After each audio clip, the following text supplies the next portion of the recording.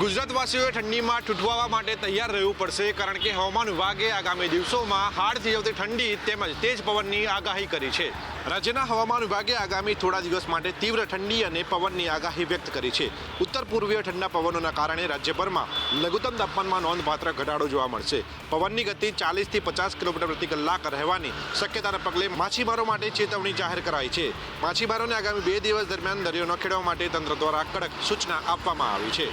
7 दिन में मौसम जो गुजरात राज्य में रहने लगभग शुष्क रहेगा, बारिश की संभावना अभी नहीं है. और दूसरे अगर टेम्परेचर की बात करें तो अगले 2 दिन में इनमें 2 से 3 डिग्री की उत्तरोत्तर वृद्धि की संभावना है. उसके बाद 24 घंटे के दौरान 3 से 5 डिग्री फॉल होने की उम्मीद है. उसके बाद फिर से 2 से 3 डिग्री बढ़ोतरी की संभावना है. પહાડી વિસ્તારોમાં થયેલી હિમવર્ષાની સીધી અસર હવે ગુજરાતના વાતાવરણ પર જોવા મળી રહી છે. ઠંડી સામે રક્ષણ મેળવવા માટે લોકોને ગરમ કપડાનો ઉપયોગ કરવા માટે તેમજ વહેલી સવારે બિનજરૂરી બહાર નીકળવાનું ટાળવા માટે સલાહ આપવામાં આવી છે. સુરતમાં બેફામ બાઇક ચાલકે 5 વર્ષના બાળકનો ભોગ લીધો. સારવાર મળે તે પહેલા બાળકનું મોત. સુરતમાં બેફામ બાઇક ચાલકના કારણે માસૂમનું મોત થયું છે અને જય મહાદેવ નગરમાં બાળક ઘર પાસે રમી રહ્યો હતો ત્યારે દરમિયાન બાઇક ચાલકે બાળકને ઘસકી રહ્યો હતો અને ગંભીર ઇજાને કારણે બાળકનું ઘટના સ્થળે મોત થયું હતું. પોલીસે આસપાસના સીસીટીવી પણ તપાસ માટે લીધા છે. 3 સવારીમાં હતા. અકસ્માત કરનાર યુવકો અને બેફામ બાઇક ચલાવી યુવકે બાળકનો ભોગ લીધો છે. તો ઘટનામાં પરિવારજનો ભારે રોષ પણ જોવા મળ્યો છે અને पुलिस आज साथ अकस्मात गुनो नोंधी मृतदेह ने पीएम माटे खसेड़ियो है. मैं बच्चे का भाई हूँ, वो मेरे चाचा का लड़का है. मैं वो गार्डन की साइड का रूम है, इस साइड रूम से इस साइड खेला. उसकी मम्मी बोली चलो बेटा रूम में चलते हैं. वो जैसे रोड क्रॉस कर रहा था बाइक अचानक गली में से इतना रफ्तार का गाड़ी थी, 60-70 का रफ्तार होगा पता नहीं, हम लोग ड्यूटी से आ रहे बताने वाले बता रहे हैं. उसके बाद जब पहुँचे रूम पे तो 2 लोग ले गए उससे हॉस्पिटल. 2 लोगों से 2 जगह जवाब मिल गया तो यहाँ सिविल लेकर आए, यहाँ चेक किया. उसके बाद बोलता है कोई फ़ायदा नहीं है, इसका डेट हो गया है. परिवारे पोताना संतान गुमावવાની સાથે ભારે રોષ પણ જોવા મળ્યો. ત્યારે બેફામ વાહનો દોડાવી લોકોને કચડતા લોકો સામે ક્યારે બ્રેક લાગશે તે હવે જોવાનું રહ્યું. વડોદરામાં પૂર્વ બુટલેગરનો સનસનીખેજ વિડીયો, ખાખી અને ગુનેગારોની મિલીભગતનો પદાર્થાશ કરતો વિડીયો કર્યો વાયરલ. વડોદરાના લક્ષ્મીપુરા પોલીસ સ્ટેશનની કામગીરી હાલ ગંભીર સવાલોના ઘેરામાં આવી ગઈ છે. એક પૂર્વ બુટલેગરે સોશિયલ મીડિયા પર વિડીયો વાયરલ કરીને સનસનીખેજ આક્ષેપ કર્યો છે કે પોલીસની મિલીભગતથી જ એક આરોપી ભાગવામાં સફળ રહ્યો છે. આ વિડીયો સોશિયલ મીડિયામાં વાયુ વેગે પ્રસરતા પોલીસ બેડામાં ભારે ચર્ચાઓ જાગી છે. જો કે આ વાયરલ વિડીયોની સત્યતા કે પુષ્ટિ કરવામાં આવી નથી, પરંતુ આ ઘટનાએ વડોદરા પોલીસની કામગીરી અને શિસ્ત સામે મોટો પ્રશ્નાર્થ ચિહ્નો ઊભા કર્યા છે. આક્ષેપ મુજબ પોલીસના ઉચ્ચ અધિકારીઓ કે સ્ટાફની રહેમ નજર હેઠળ આરોપીને છટકી જવામાં મદદ કરવામાં આવી હતી. પૂર્વ બુટલેગર દ્વારા કરવામાં આવેલા આ ધડાકાએ પોલીસ અને ગુનેગારો વચ્ચેના કથિત ગઠબંધનને ખુલ્લો પાડવાનો પ્રયાસ કર્યો છે. આ ઘટનાને પગલે સ્થાનિક પ્રશાસન અને પોલીસના ઉચ્ચ અધિકારીઓ પર તપાસનું દબાણ વધ્યું છે. હાલ આ મામલે સત્ય સુધી તે જાણવા માટે લોકોમાં કુતૂહલ જોવા મળી રહ્યું છે. અમદાવાદની શાળાને ધમકી મળ્યા બાદ સંચાલક મંડળનો મોટો નિર્ણય. તમામ સ્કૂલોને આપવામાં આવ્યા મહત્વના સૂચનો. અમદાવાદ શહેરની નામાંકિત શાળાઓને બોમ્બથી ઉડાવી દેવાની 36 દિવસમાં બીજી વાર ધમકી મળતા સ્કૂલ સંચાલક, વાલીઓ, પોલીસની ચિંતા વધી હતી. કારણ કે બોમ્બની ધમકી મળતાની સાથે જ સ્કૂલમાં અફરાતફરીનો માહોલ સર્જાઈ જાય છે અને વાલીઓમાં પણ દોડધામ મચી જાય છે. જો કે આ પ્રકારની ધમકીઓની સૌથી વધુ અસર વિદ્યાર્થીઓ પર થતી હોવાનું સામે આવ્યું છે. ત્યારે સંચાલક મંડળે મોટો નિર્ણય કર્યો છે અને સંચાલક મંડળ દ્વારા અમદાવાદ શહેરની તમામ સ્કૂલોને નવા સૂચનો આપવામાં આવ્યા છે, જેમાં શાળાની આસપાસ અને શાળામાં આવતા અજાણ્યા શખ્સો પર વોચ રાખવી સૂચના આપવામાં આવી છે. સાથે સિક્યુરિટી ગાર્ડ પાસે બીજું અન્ય કામ ન કરાવવામાં આવે તેવું કહેવામાં આવ્યું છે. અત્યાર સુધીમાં 3 અલગ-અલગ પેટર્નથી શાળાઓને ધમકી મળી ચૂકી છે. જો કે સાયબર સેલ દ્વારા ફરિયાદને આધારે તપાસ તો કરવામાં આવી રહી છે, તેમ છતાં પણ સ્કૂલ સંચાલકોને સતર્ક રહેવા માટેની સૂચના આપી. ગાંધીનગરમાં પુત્રને લઈને ગાયબ થયેલો પિતા ઝડપાયો છે. પોલીસે બાળકને હેમખેમ પિતાની પાસેથી મુક્ત કરાવ્યો. ગાંધીનગરમાં પિતાએ પોતાના 3 વર્ષના બાળકનું જ અપહરણ કર્યું હતું. પિતાએ બાળકને માતા પાસેથી ઝૂંટવીને ફરાર થઈ ગયો હતો. સાથે બાળકની હત્યા કરવાની પણ ધમકી આપીને તે ગયો હતો. મોડી રાત સુધી પિતા પુત્ર ઘરે પરત ન ફરતા જ્યારે ફોનથી સંપર્ક કરવામાં આવ્યો ત્યારે પિતાએ ચોંકાવનારો જવાબ આપ્યો હતો કે મેં મારા દીકરાનું ગળું દબાવીને મારી નાખ્યો છે અને હવે હું ઘરે આવવાનો નથી. બનાવની ગંભીરતાને સમજીને ગાંધીનગર પોલીસ કંટ્રોલ રૂમે તાત્કાલિક સેક્ટર 7 પોલીસને જાણ કરી હતી. પોલીસની સતર્કતા અને ત્વરિત કામગીરીને કારણે એક મોટી દુર્ઘટના ટળી છે અને પોલીસે લોકેશનના આધારે ઇન્દ્રોડા સર્કલ નજીકથી આરોપી પિતાને ઝડપી પાડ્યો છે. ગણતરીના કલાકોમાં બાળક તેની માતાને સોંપવામાં આવ્યો. પિતાએ કયા કારણોસર બાળકનું અપહરણ કર્યું હતું, જે મામલે પોલીસ હવે તપાસ કરી રહી છે. અમદાવાદના અસલાલી વિસ્તારમાં પોલીસ તપાસ દરમિયાન ગેરકાયદેસર રીતે 3 બાળકો સહિત 6 બાંગ્લાદેશી નાગરિકોને ઝડપી પાડવામાં આવ્યા છે. અમદાવાદના અસલાલી વિસ્તારમાં એસઓજી અને સ્થાનિક પોલીસે સંયુક્ત ઓપરેશન હાથ ધરી ગેરકાયદેસર રીતે વસવાટ કરી રહેલા 6 બાંગ્લાદેશી નાગરિકોને ઝડપી લીધા છે. પકડાયેલા શખ્સોમાં કલોન મોલ્લા મોહમ્મદ અરાફત મોલ્લા અને મહિલા રીબા ખાતુન મોલ્લા સહિત 3 બાળકોને પણ સમાવેશ થાય છે. અગાઉ આ બાંગ્લાદેશીઓ શહેરના ચંડોળા તળાવ પાસે ઝૂંપડપટ્ટીમાં રહેતા હતા, પરંતુ ત્યાં તંત્ર દ્વારા ડિમોલેશનની કાર્યવાહી કરવામાં આવતા તેઓ અસલાલી વિસ્તારમાં રહેવા માટે આવી ગયા હતા. અસલાલી પોલીસ સ્ટેશનના નાચ ગામમાં 3-4 બાંગ્લાદેશીઓ રહે છે. આજે ઇન્ફોર્મેશન મળી અને આધારે અમારી એક અસલાલી પોલીસ સ્ટેશનની ના પીઆઈને લીડરશિપમાં એક ટીમ ગોઠવવામાં આવી હતી. પર ત્યાં જઈને એને જે પૂછપરછ કરી તો પ્રાઇમરીલી એને પાસે કોઈ પણ પ્રકારના વેલિડ ઇન્ડિયન ડોક્યુમેન્ટ્સ હતા નથી.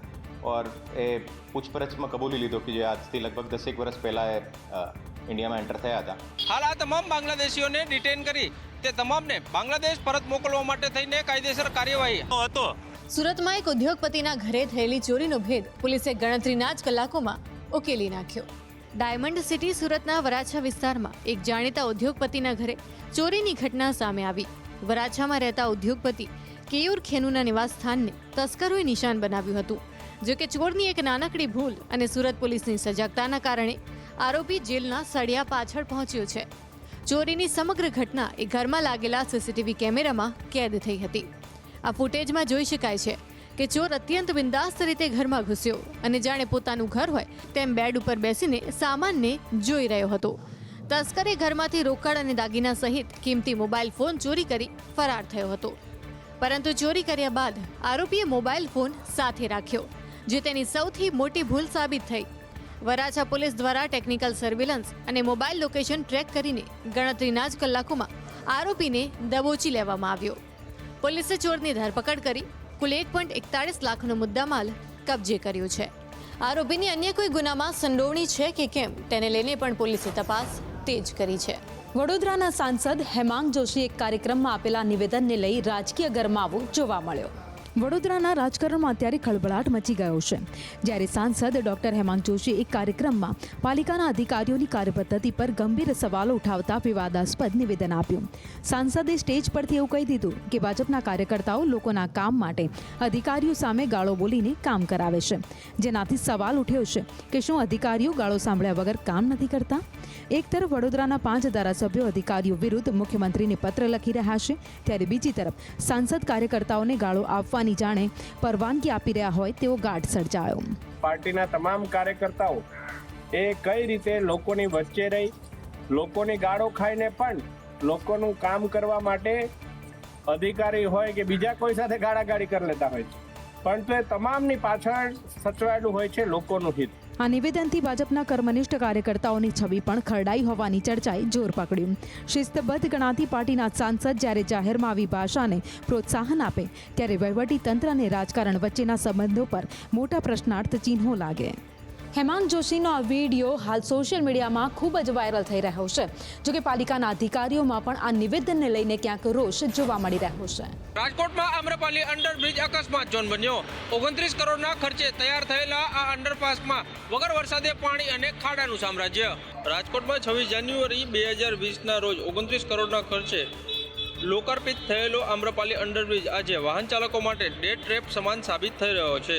આશ્ચર્યની વાત એ છે કે ચોમાસા વિના પણ આ બ્રિજમાં સતત પાણી ભરાયેલા રહે છે, જેના કારણે કીચડ અને શેવાળ જામી જાય છે. આ લપસણી સપાટીને લીધે દરરોજ 2 થી 3 નાના મોટા અકસ્માતો સર્જાય છે. 1.5 મહિના પૂર્વે જ એક યુવકનું બુલેટ સ્લીપ થવાના કારણે કરુણ મૃત્યુ થયું હતું. તેમ છતાં તંત્રના પેટનું પાણી હલતું નથી. બ્રિજમાં એક તરફ કાદવ કીચડ છે તો બીજી તરફ 6 ફૂટ કરતાં મોટા જીવલેણ ખાડાઓ વાહન ચાલકોની રાહ જોઈ રહ્યા છે.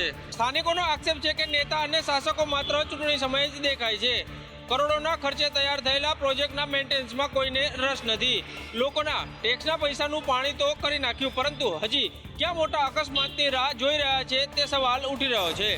અમદાવાદના ત્રાગડ અંડરપાસ મામલે સંદેશ ન્યૂઝે રજૂ કરેલા અહેવાલ બાદ ઊંઘતું તંત્ર જાગ્યું છે અને હવે રસ્તાનું કામ ફરી એક વખત શરૂ કરી લેવામાં આવ્યું.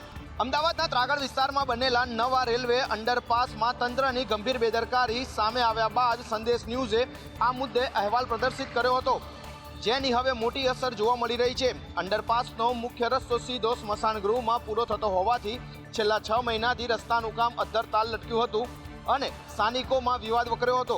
છેલ્લા 6 મહિનાથી રસ્તો સ્મશાનમાં ગરકાવ હોવાથી સ્થાનિકો ભારે હાલાકીનો સામનો કરી રહ્યા હતા. સંદેશ ન્યૂઝના અહેવાલ બાદ જાગેલા તંત્રએ તાત્કાલિક કાર્યવાહી હાથ ધરી રસ્તામાં નડતર રૂપ બનતા સ્મશાનને ત્યાંથી હટાવી અંદરની તરફ વૈકલ્પિક વ્યવસ્થા કરી આપી છે. હાલ તંત્ર દ્વારા સ્મશાન માટે અન્ય જગ્યાએ શિફ્ટિંગની કામગીરી યુદ્ધના ધોરણે શરૂ કરી દેવામાં આવી છે. આ નિર્ણયને પગલે અટવાયેલા રસ્તાનું કામ હવે પૂર્ણ થશે, જેનાથી હજારો વાહન ચાલકોને મોટી રાહત મળશે. થોડાક જ સમયમાં આધુનિક અંડરપાસ જનતા માટે ખુલ્લો મૂકવામાં આવે તેવી લોકોને આશા છે. અમદાવાદના પૂર્વ વિસ્તારમાં મુખ્યમંત્રીના 1200 કરોડના ડ્રીમ પ્રોજેક્ટ પર ધારાસભ્ય બાબુ જમનાદાસ પટેલની તુમાખી ફરી વળી છે. લાખો લોકોને અસર કરતા ખારીકટ કેનાલનું કામ અધવચ્ચે જ અટકાવી દેવામાં આવ્યું છે. અમદાવાદના પૂર્વના વિકાસ માટે મુખ્યમંત્રી ભૂપેન્દ્ર પટેલ દ્વારા 1200 કરોડના ખર્ચે હાથ ધરાયેલ ખારીકટ કેનાલના રીડેવલપમેન્ટ પ્રોજેક્ટ હાલ વિવાદમાં સપડાયો છે. 10 કરોડના ધારાસભ્ય બાબુ જમનાદાસ પટેલની જીદના કારણે મ્યુનિસિપલ કોર્પોરેશનને ચાલતું કામ બંધ કરી દેવું પડ્યું છે. રબારી કોલોની વિસ્તારમાં જ્યારે માત્ર 50થી 70 મીટરની અંતિમ તબક્કાની કામગીરી બાકી હતી, ત્યારે જ ધારાસભ્યએ સિંચાઈ વિભાગના દબાણ પર લાવીને કેનાલમાં પાણી છોડાવી દીધું હતું. સ્થાનિકોને કોન્ટ્રાક્ટરે માત્ર 5 દિવસનો સમય માંગ્યો હોવા છતાં ધારાસભ્યની મનમાનીના કારણે સંકલન વગર જ પાણી છોડી દેવામાં આવતા બાંધકામ પર પાણી ફરી વળ્યું છે. હવે સત્તામાં રહેલા એમએલએ છે કે અધિકારીઓ છે, આવી રીતે આપણી દાદાગીરીથી પાણી છોડાવતા હોય તો અમારે મુશ્કેલી ભોગવી અમારે છે. એ તો નીકળતા હોય તો પ્રોટોકોલથી નીકળી જતા હોય, લેકિન અમારે અહીંયા નીકળવું કેટલું ભારી છે એમને શું ખબર હોય કે અમે કેવી મુશ્કેલીમાં અમે અહીંયાથી પસાર થતા હોઈએ છીએ. સિંચાઈ વિભાગ અને અમદાવાદ કોર્પોરેશનના અધિકારીઓ વચ્ચેના શૂન્ય સંકલનના કારણે કામ અટકાવી દેવામાં આવ્યું છે. આગામી દિવસોમાં પાણી જ્યાં સુધી ન સુકાય ત્યાં સુધી કામ નહીં થઈ શકે.